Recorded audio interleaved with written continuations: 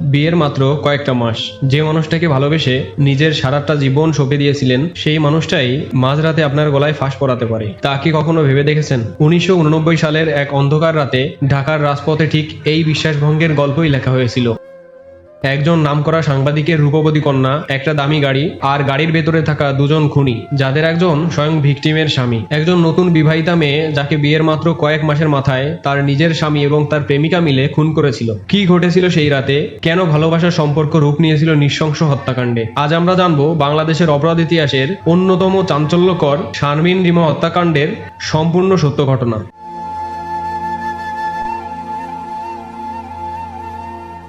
শারমিন রিমা ছিলেন বিখ্যাত সাংবাদিক ও দৈনিক সংবাদের তৎকালীন বার্তা সম্পাদক মোজাম্মেল হকের আদরের মেয়ে।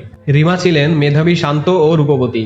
1988 সালের 11 ডিসেম্বর পারিবারিকভাবেই রিমার বিয়ে হয় খলিলুর রহমানের ছেলে মুনির হোসেনের সাথে।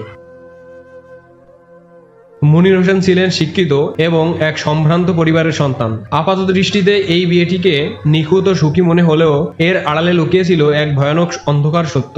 মুনির রিমাকে বিয়ে করেছিলেন কেবলই পারিবারিক চাপ এবং যৌতুক বা লোভের বশবর্তী হয়ে। কিন্তু বিয়ের আগে থেকেই মুনিরের জীবন জড়িয়েছিল অন্য এক নারীর সাথে। সেই নারীর নাম ছিল হোসনে আরা খুকু। খুকু ছিলেন বিবাহিত এবং 2 সন্তানের জননী, কিন্তু মুনিরের সাথে তার ছিল তীব্র পরকীয়া সম্পর্ক।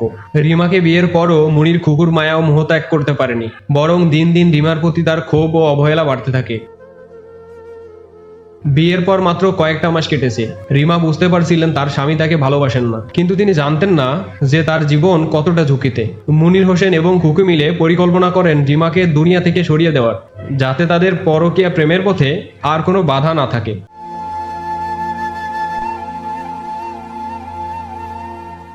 9 এপ্রিল 1989 সাল, সেই অভিশপ্ত রাতে মুনির রিমাকে নিয়ে তাদের এক আত্মীয়ের বাড়ি থেকে ফিরছিলেন। পরিকল্পনা অনুযায়ী মুনির গাড়িটিকে এক নির্জন স্থানে থামান। সেখানে আগে থেকেই ওৎ পেতে ছিলেন খুকু। চলন্ত গাড়ির ভেতরে শুরু হয় ধস্তাধস্তি। রিমা হয়তো শেষ মুহূর্ত পর্যন্ত তার স্বামীকে বিশ্বাস করতে চেয়েছিলেন, কিন্তু মুনির ও খুকু মিলে অত্যন্ত নির্মমভাবে রিমাকে শ্বাসরোধ করে হত্যা করেন। হত্যার পর রিমার লাশ গুম করার উদ্দেশ্যে তারা সেটিকে একটি নির্জন স্থানে ফেলে রেখে পালিয়ে যান। তারা ভেবেছিলেন এই অপরাধের কোনো প্রমাণ থাকবে না, কিন্তু প্রকৃতি খুনিদের ক্ষমা করেনি।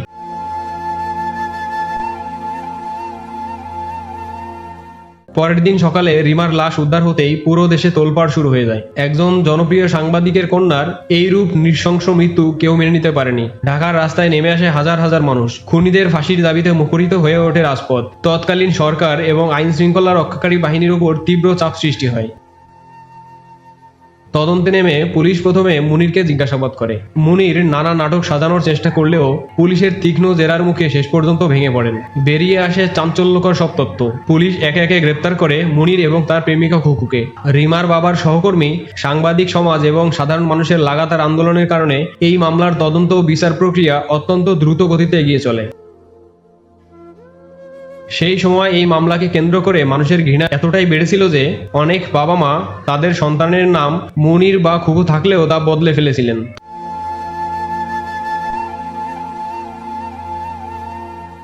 বাংলাদেশের অপরাধ আদালতের ইতিহাসে এই মামলাটি একটি মাইল ফলক। অত্যন্ত নিখুঁত তদন্তের পর আদালত মুনির হোসেন এবং হোসনে আরা খুকু দুজনকেই রিমা হত্যাকাণ্ডের জন্য দোষী সাব্যস্ত করে। অপরাধ প্রমাণিত হওয়ায় মুনির হোসেন এবং প্ররোচনাকারী হোসনে আরা খুকু উভয়কেই মৃত্যুদণ্ড বা ফাঁসির আদেশ দেওয়া হয়। তবে আইনি লড়াই এখানেই শেষ হয়নি। 1992 সালের জুলাই মাসে হাইকোর্টের আপিল বিভাগ রায়ে খুকুকে প্রমাণের অভাবে খালাস দেন, তবে মূল খুনি মুনিরের মৃত্যুদণ্ড বহাল থাকে। পরবর্তীতে সুপ্রিম কোর্টের আপিল বিভাগেও মুনিরের সাজা বহাল থাকে।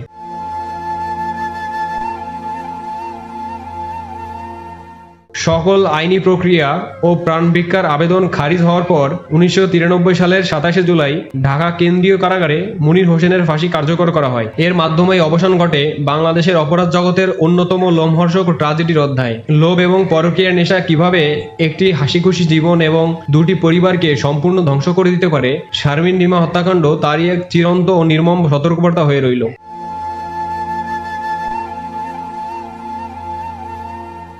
শারমিন রিমা হত্যাকাণ্ড কেবল একটি সাধারণ খুনের ঘটনা ছিল না, এটি ছিল সমাজের পরকীয়া, অনৈতিক সম্পর্ক এবং লোভের এক চরম কুৎসিত রূপ। রিমা আজ আমাদের মাঝে নেই, কিন্তু তার এই নির্মম মৃত্যু তৎকালীন বাংলাদেশকে এক বড় শিক্ষা দিয়ে গিয়েছিল।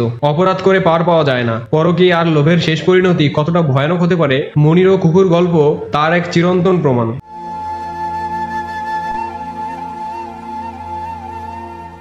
আজকের এই ঘটনা সম্পর্কে আপনার মতামত কি? আমাদের সমাজ থেকে এই ধরনের অনৈতিক অপরাধ দূর করতে আমাদের করণীয় কি? কমেন্ট করে আমাদের জানান। ভিডিওটি ভালো লাগলে লাইক এবং শেয়ার করুন, আর এই রকম রোমাঞ্চকর ও সত্য অপরাধের ইতিহাস জানতে আমাদের চ্যানেলটি সাবস্ক্রাইব করতে পারেন। ধন্যবাদ, দেখা হবে পরবর্তী ভিডিওতে। আসসালামু আলাইকুম।